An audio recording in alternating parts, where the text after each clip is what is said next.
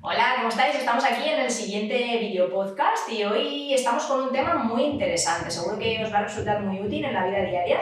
Y tenemos con nosotros, bueno, conmigo, que lo tengo aquí y lo vamos a ver a través de la pantalla, a un compañero y amigo, más amigo que compañero, porque no estamos cerca para compartir profesión, y se llama Ismael. ¿Vale? Os voy a dejar con él y él nos va a contar a qué se dedica y después arrancamos con el podcast. Enco Wellness Academy, episodio número 3.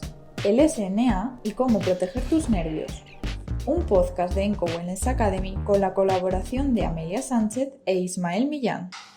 Buenas, Amelia, ¿qué tal? Pues muy bien.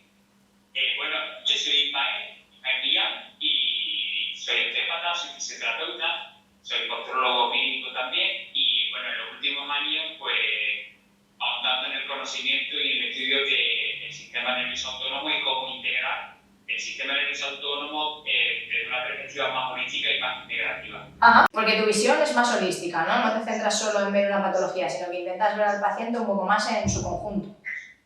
Correcto. Mi visión siempre ha sido una visión crítica de intentar integrar todo ese campo de conocimiento en la práctica clínica. Bueno, cuéntanos un poco cómo integras, qué es el sistema nervioso autónomo, ¿no? Porque es verdad que hoy escuchamos hablar del sistema nervioso, de que tenemos problemas de, pues el sistema nervioso central, pero a lo mejor el sistema nervioso autónomo no se conoce como tal y tampoco se conoce mucho cuál es su utilidad o en qué nos puede afectar. Cuéntanos un poquito.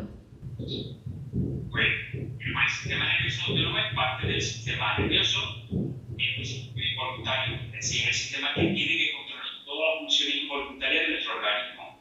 Bueno, clásicamente siempre se ha dividido en dos ramas, seguro que nos suena, un sistema simpático y uno parasimpático. El simpático siempre se ha clasificado como el sistema de lucha-huida, el sistema que nos activa, el sistema que se asocia más al estrés.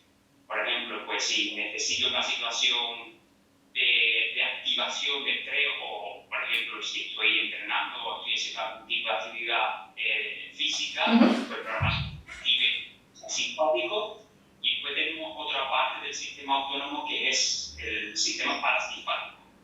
¿Qué función tiene el sistema parasimpático? Pues todo lo contrario, el que nos tiene que calmar, el que nos tiene que volver otra vez a la relajación, el que se asocia más al sistema digestivo, al de la regeneración. Y siempre tiene que haber ese equilibrio entre ese simpático y ese parasimpático que continuamente está fluctuando a lo largo de las 24 horas. Es decir, si por la mañana me levanto y ya pues aumenta ese pico de activación del organismo, donde hay una mayor liberación de adrenalina, noradrenalina, cortisol, pues normal que hay una simpática, pero en cambio si me va a preparar para la fase digestiva, pues normal que el simpático baje un poco y que el parasimpático se active para prepararnos a ese proceso digestivo. Igual ocurre, pues normal que el simpático vaya encendiendo a lo largo de la tarde, pero cuando se va acercando la noche, va cayendo el sol, es normal que el simpático vaya a bajar y que el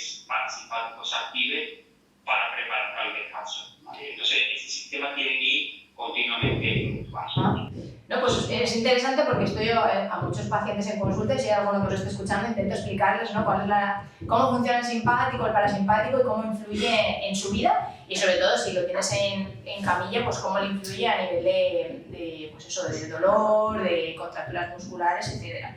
Bueno, ¿y habría alguna manera de poder controlar este sistema nervioso autónomo, de poder, tener, ver si funciona de una manera, de otra, si está funcionando bien, mal? Es interesante recalcar, Amelia, que el sistema autónomo es un sistema de respuesta.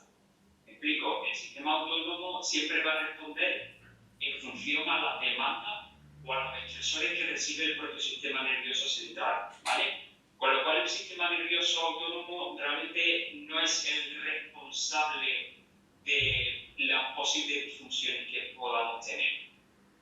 Esto es interesante porque va a depender mucho de qué tipo de información recibe el sistema nervioso central y eso va a condicionar la respuesta de nuestro sistema nervioso autónomo. Tenemos forma de poderlo medir, ¿vale? A través por ejemplo, de la variabilidad de la frecuencia cardíaca. Estas son las variables de tiempo que hace nuestro corazón.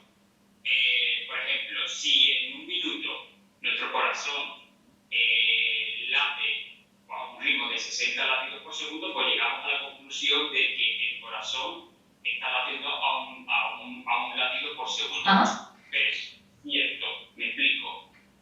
Siempre entre los diferentes latidos hay diferentes distancias de tiempo.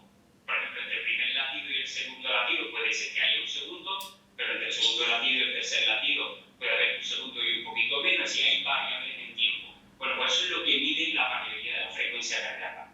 ¿Y por qué es interesante medir la variabilidad de la frecuencia cardíaca? Porque la variabilidad de la frecuencia cardíaca está controlada por el sistema nervioso autónomo, es decir, ese simpático y ese parasimpático. Con lo cual es una herramienta de valoración que nos dice en qué equilibrio puede estar ese simpático parasimpático. Ajá. Y cómo, o sea, esto yo he escuchado a veces, ¿no? Que se mide con una banda de la marca Polar, ¿no? Que se mide la frecuencia. ¿Solo se mide con eso? ¿Hay otra manera de medirlo? ¿Cómo lo haces tú para medir con tu paciente la variabilidad de la frecuencia cardíaca? Pues mira, casi siempre se había medido con un Holter de 24 horas, ¿vale? No solo el Holter te da el registro de la variabilidad de la frecuencia cardíaca, hay otras variables que recoge el Holter, pero bueno, actualmente se puede utilizar una banda, hay otros instrumentos que te recogen la medición de la variabilidad. Yo en este caso lo que utilizo es la banda de Polar, y ya se pueden recoger esos datos de medición y lo llevamos a un software de análisis, y ahí pues ya podemos interpretar esos datos. Pero básicamente lo que se necesita es una banda torácica y una aplicación que después tú decides si llevarlo o no llevarlo a un análisis de datos. Y cuéntanos, Ismael, de todo lo que recoges en esa medición de la frecuencia cardíaca que traspasas al software, ¿qué información obtienes que te sea beneficiosa para el paciente o cómo lo utilizas? ¿Qué conclusiones puedes sacar de ahí? Pero básicamente lo que sacamos de ahí es el comportamiento de la respuesta y el equilibrio que hay entre el sistema simpático y el sistema parasimpático. Es decir, podemos interpretar en qué tipo de respuesta y qué predominio, si hay más una activación más simpática o una activación más parasimpática. Pero lo interesante, Amelia, de entender en cuanto al registro es saberlo interpretar en función al estímulo que nosotros le estamos ofreciendo al paciente a la hora de la medición. ¿Te explico? No es hacer una medición, por ejemplo, en un registro basal, donde ponemos al paciente tumbado boca arriba y ahí lo que esperamos encontrar es una respuesta de activación más vagal, más parasimpática, mientras que si, por ejemplo, hacemos ese mismo registro, pero en una posición sentada, donde ahí ya el vago va a descender y donde va a haber una mayor demanda, una mayor activación de la respuesta simpática. Pero en definitiva lo que buscamos es, en función a la medición que estemos haciendo o al estímulo que queremos medir, qué equilibrio hay, qué respuesta hay del sistema nervioso autónomo ante ese estímulo. Y hablabas, Ismael, antes del vago. Imagino que nos hablas del nervio vago, que nosotros que somos profesionales de la salud sabemos de lo que es, pero muchas personas que nos estén escuchando a lo mejor han oído alguna vez hablar del nervio vago. Cuéntanos un poquito acerca de este nervio, qué relación tiene con la medición de la frecuencia cardíaca y con el tema que estamos tratando hoy, que es el sistema nervioso autónomo. Sí, mira, el nervio vago es el principal nervio con actividad parasimpática. No es el único. Hay otros nervios que tienen función parasimpática, pero el principal nervio con actividad y función parasimpática es el nervio vago. Básicamente, podemos decir que es un nervio que sale del cráneo y que su recorrido es amplísimo, sale del cráneo y ya por su salida a nivel del agujero, de unos agujeros de la base del cráneo, pues va recorriendo y va descendiendo toda la parte lateral del cuello y va inervando todas las estructuras del cuello, inerva a los pulmones, todo el campo pulmonar, al corazón, incluso llega al sistema, a la cavidad abdominal y prácticamente inerva casi la totalidad de todas las vísceras digestivas, por lo cual imagínate la importancia de ese nervio, ¿no? Y piensa que ese nervio, aparte de todo ese recorrido que hace, está implicado en muchísimas funciones orgánicas de regulación y homeostasis del propio organismo. Lo interesante de ese nervio también es que más del 80% de sus fibras, de sus es una información que viaja desde la periferia, si nosotros se lo llamamos información aferente, y lleva información de todos los sistemas, de todos los órganos, al sistema nervioso central. Por lo cual es un nervio que está implicado en muchísimas funciones de regulación del propio organismo. O sea, es un nervio con bastante peso en cuanto a la regulación. Porque recibe información del exterior, la manda arriba a los centros cerebrales y recibe la información de vuelta, ¿verdad? Por eso hablas de aferencia y eferencia, para que la gente nos entienda. Correcto. Cuando hablamos de información desde la periferia al sistema nervioso central, a eso nos referimos a información aferente, y después esa información es procesada en el sistema nervioso central y el sistema nervioso central genera una respuesta. Esa respuesta la vamos a llamar eferente. Esa respuesta es una respuesta motora. Entonces, el nervio vago también tiene una función motora, pero su principal función es una función aferente, una información, o sea, es una función de llevar información desde la periferia al sistema nervioso central. Perfecto. ¿Y qué funciones? O así, nos hablabas antes de que tiene muchas funciones en cuanto a la homeostasis del organismo y demás. Para que la gente nos entienda, ¿qué funciones? ¿En qué funciones está involucrado el nervio vago? Pues mira, si por ejemplo hablamos del sistema cardíaco, es el que controla el ritmo y la fuerza de contracción del propio corazón, está implicado en el sistema respiratorio, está implicado en el sistema digestivo y cumple muchísimas funciones en el sistema digestivo, por ejemplo en el aumento de las secreciones de la producción hídrico, por ejemplo, en el aumento del peristaltismo. Se regulan muchísimas funciones en el sistema gastrointestinal. Por ejemplo, el nervio vago tiene receptores de leptina, receptores de grelina, que sabemos que son hormonas que regulan la saciedad y el apetito. Sí, un sinfín de funciones de regulación e información, insisto, desde la periferia al sistema nervioso central.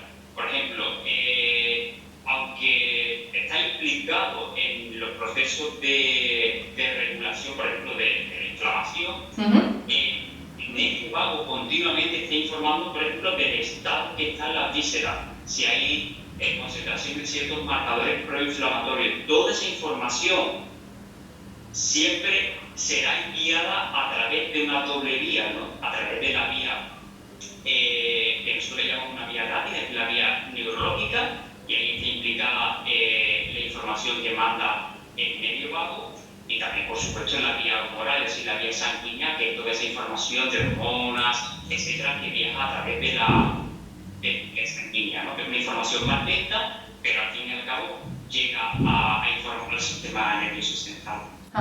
¿Y nos podrías decir cuáles son las principales disfunciones o signos que podemos ver en un paciente o que se pueden presentar para saber que hay una alteración del sistema nervioso autónomo? Antes hablabas de que, claro, está involucrado en por ejemplo, el funcionamiento del peristaltismo intestinal, de todo el funcionamiento de las vísceras, pero claro, hay muchas otras cosas que pueden afectar a todo esto, entonces me imagino que será un poco entrelazar diferentes actuaciones. Cuéntanos un poco sobre esto. Sí, correcto. Mira, el sistema nervioso autónomo es un sistema realmente transversal a todos los sistemas. A su principal función es la de mantener ese equilibrio a nivel orgánico. Por lo cual, los síntomas van a ser múltiples, dependientes, pues no es lo mismo síntomas que pueden estar asociados a una hiperactividad, por ejemplo, de una respuesta simpática, o una hiperactividad vagal, que es menos frecuente, pero que también se puede dar. Entonces, esos síntomas van a ser muy diversos, ¿no? Son signos y síntomas que pueden afectar al sistema nervioso central, y ahí pues, puede dar problemas relacionados con ansiedad, con depresión, etc. Puede afectar al sistema respiratorio y estar dando síntomas, por ejemplo, de disnea, tos. Puede afectar al sistema musculoesquelético, está asociado al dolor crónico y síntomas que son bastante frecuentes relacionados con disfunciones del sistema gastrointestinal, ¿no? Y ahí hablamos de hiperpermeabilidad intestinal, de bloating, o sea, hay un sinfín de síntomas que directamente están relacionados y asociados al sistema nervioso autónomo. Ahí la relación del sistema nervioso autónomo, por esa información que envía a centros superiores, al sistema nervioso central, podríamos hablar ahí o podríamos relacionarlo con lo que hablan del primer cerebro, ¿no? Que en el intestino está el primer cerebro. ¿Ahí partiría parte de la comunicación? ¿Está relacionado o no? Sí, totalmente. Fíjate, ¿no? Hay una estrechísima relación entre ese sistema nervioso autónomo y el propio sistema nervioso del sistema gastrointestinal, que es el sistema entérico. Sí, hay una comunicación continua, ¿no? Recordamos que la información, o sea, más del 80% de la información que maneja ese sistema vagal, ese nervio vago, es una información que va desde abajo hacia arriba, es una vía ascendente. Con lo cual, todo lo que ocurre en cuanto a las regulaciones, a los procesos de homeostasis del propio sistema gastrointestinal, va a condicionar la respuesta del sistema nervioso central, con lo cual tiene sentido pues, que el sistema autónomo y en conjunto con el sistema entérico se puede etiquetar, ¿no?, como primer cerebro, ¿no? Hablabas también antes de la inflamación.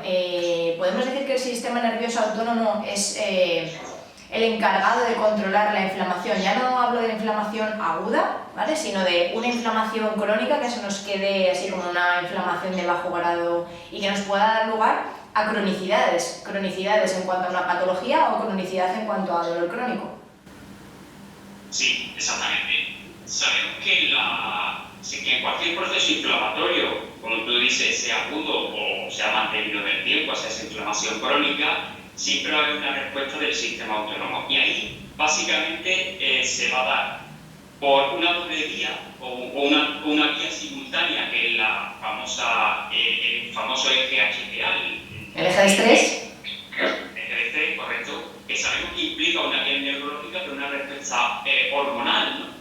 Y el sistema simpático, que fíjate la curiosidad del sistema simpático, inerva a todos los órganos relacionados con el sistema inmunitario, a esa mucosa, a ese gas, ¿no?, a ese sistema linfoide asociado a mucosa que está en el sistema gastrointestinal, ¿no? Bueno, pues todo eso está inervado por el sistema simpático. En cualquier proceso de inflamación, la respuesta siempre va a dar una primera respuesta simpática, donde, bueno, pues gracias a esa respuesta simpática va a haber un aumento de permeabilidad vascular, ahí van a llegar esas células del sistema inmunitario y, bueno, va a intentar, pues, de alguna manera controlar ese proceso inflamatorio.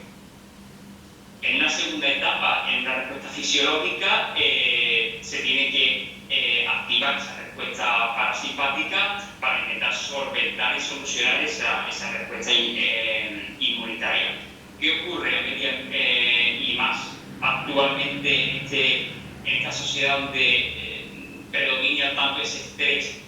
Pues que continuamente estamos en una situación de hiperactividad simpática, ¿no? Es decir, el simpático está continuamente activo, con lo cual eso va a provocar que el sistema inmunitario esté siempre exactamente, estamos continuamente en una alerta continua, y eso va a dificultar los procesos de resolución de la propia inflamación.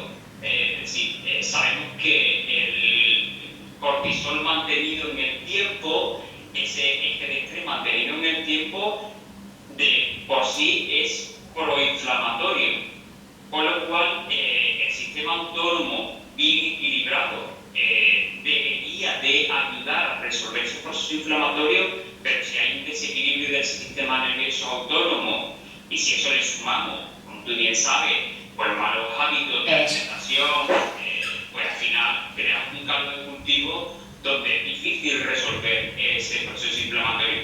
Y es interesante recordar que ese proceso inflamatorio, esa inflamación de bajo grado, siempre va a llevar a generar una neuroinflamación, porque esa inflamación va a llegar arriba central. Y sabemos que la neuroinflamación está asociada a un sinfín de síntomas. Y es interesante también decir que al final estamos hablando de disfunciones, no estamos hablando de enfermedades, que a lo que nos dedicamos realmente a esas disfunciones, pero a mí me gusta recordar, la disfunción precede a la enfermedad. Eso, esa es la antesala. Correcto, es la antesala, con lo cual tener una buena regulación del sistema nervioso autónomo para mí es clave en cuanto a esa regulación y a ese sistema y a esa respuesta antiinflamatoria. Y hablabas, estamos hablando, ¿no?, del sistema inmunitario, hemos hablado ya del aparato gastrointestinal, que es donde se encuentra el foco de nuestro sistema inmune. Hay muchas personas que hoy en día, por el ritmo de vida que llevamos y sobre todo desde los últimos 3 años en adelante, predominan mucho las enfermedades autoinmunes.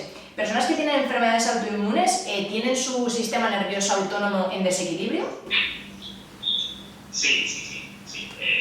Está íntimamente relacionado esa enfermedad autoinmune con un desequilibrio de la respuesta del sistema autónomo. Entonces, te diría que en la mayoría de las ocasiones lo que nos vamos a encontrar es ese GHPA muy activo, donde la respuesta del sistema simpático.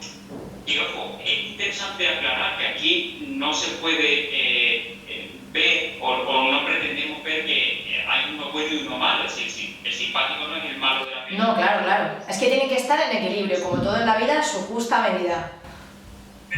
Además, es lo que decíamos, ¿no? El sistema siempre es fluctuante, sí. La respuesta fisiológica de una demanda de un estrés agudo, pues que responde al simpático.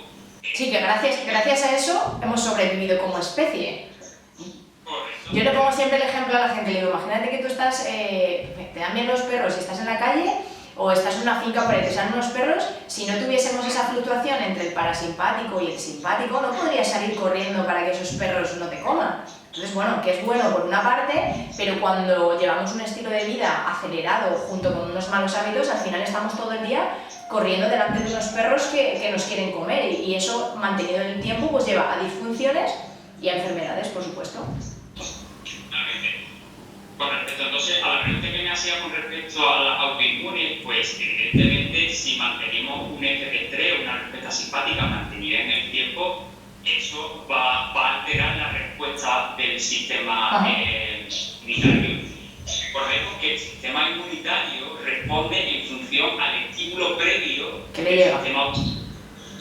El sistema inmunitario va a responder, bueno, y ha dicho que responde al sistema simpático, ¿vale? Por lo cual, si mantenemos un sistema simpático siempre activo, va a haber, por así decirlo, una falta de control sobre la respuesta inmunitaria, ¿no? Y ahí pues cuando... Sí, ahí podríamos hablar de muchísimas cosas que si a las personas que nos están viendo les interesa, pues podremos hacer a lo mejor algún podcast en el que abordemos algún caso en particular. Y nos podrías decir, Ismael, ¿qué podríamos hacer nosotros de manera particular? ¿Podríamos hacer algo para regular nuestro sistema nervioso autónomo? Sí, creo que podemos hacer bastantes cosas, ¿no? Sí decir que lo primero es interesante, antes de entrar en generalidades, es interesante que se entienda realmente, individualmente, cuáles son las disfunciones y dónde se ha podido producir ese desequilibrio del parasimpático, pero más allá de eso, la respuesta del sistema autónomo va a venir condicionada por la pregunta, ¿por qué tipo de información metemos en el sistema nervioso central? Para mí es clave, y yo casi que jerárquicamente lo pongo en primer lugar, es el descanso. Para mí el descanso es clave, porque sabemos que el descanso es donde se resetean prácticamente todos los procesos, ¿no?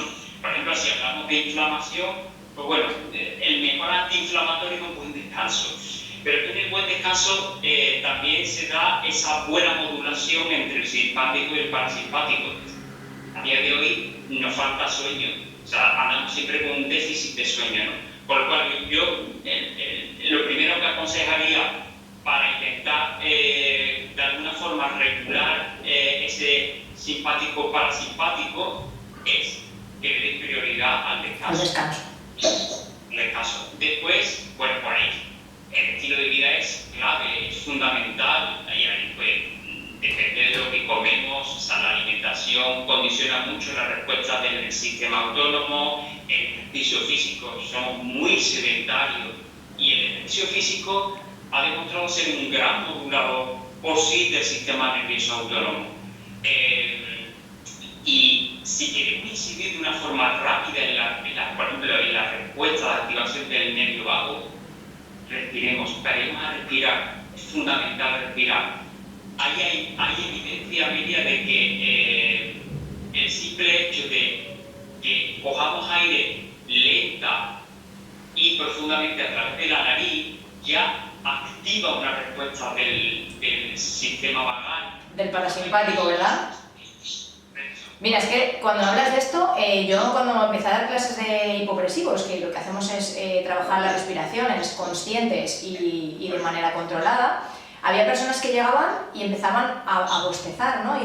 Y me decían, lo siento, no es que no me guste, es que me dan ganas de bostezar. Y les decía, no te preocupes, digo, es algo normal, digo, tú vienes de tu día a día, de estar aquí arriba, es como el que viene de una rave a tope de música bacaleta y llegas a una clase de meditación, entonces es normal que al final no es que baje de golpe y te vayas a caer y te vas a quedar dormido, sino que al final se van regulando y llegas al punto de equilibrio. Correcto. Y fíjate, Amelia, que cuando hablamos siempre de ese equilibrio del sistema autónomo, tenemos que entender de que ese desequilibrio es porque ha habido una serie de estresores mantenidos en el tiempo. Y lo importante es transmitir de que al final, si queremos incidir en una regulación del sistema nervioso autónomo, no nos queda otra, hábitos y tiempo. O sea, regular el sistema nervioso autónomo es tiempo dependiente. Sí, que no es como la gente quiere de hoy para mañana, que es trabajo y constancia y darle tiempo, igual que ha llevado tiempo llegar a una disfunción, necesitamos tiempo para salir de esa disfunción y darle esa manga ancha a nuestro organismo para que pueda regenerarse y equilibrarse. Sí, que al fin y al cabo lo que buscamos es una neuroplasticidad, y la neuroplasticidad depende de tiempo y depende de estímulos, no hay otra. Ajá. Y esto del trabajo del sistema nervioso autónomo, la medición de la frecuencia cardíaca, ¿es solo para profesionales de la salud o es extrapolable a otro tipo de profesiones? No, yo diría que es una herramienta transversal a todas las profesiones de la salud, da igual la rama que sea, sea un nutricionista, sea un psicólogo, sea un odontólogo. Yo tengo compañeros que son odontólogos y trabajan con esta herramienta, sea osteópata, da igual. ¿Por qué? Porque es una herramienta que, ojo, no es una herramienta de diagnóstico como tal, porque para nosotros lo más importante es la anamnesis, y le damos mucha importancia a esa primera visita, y la variabilidad de la frecuencia cardíaca es una herramienta más de diagnóstico. De apoyo, ¿no? En el diagnóstico. Correcto, y sobre todo también es una herramienta muy potente de valoración de cómo va evolucionando el paciente en el tratamiento. O sea, una forma objetiva de poderlo medir. El tratamiento que nosotros hemos propuesto va en la dirección correcta o no, pero yo diría que es una herramienta que la puede y la debería de utilizar todos los profesionales independientemente de la rama de la salud. Pues ha sido muy muy interesante todo esto que nos has contado, y es verdad que nos podíamos plantear hacer algún otro podcast hablando de alguna cosa en particular y qué podríamos decirle a las personas que nos estén viendo cómo regularlo. Ha sido un placer compartir contigo, espero que para todas las personas que nos hayan visto también haya sido un placer y espero que hayas disfrutado con este podcast y nos veremos en los próximos. El placer ha sido mío y encantado de pasar un ratito contigo y seguro que próximamente seguimos hablando sobre el sistema. Seguro que sí. Muchas gracias, un besito muy grande. Un abrazo.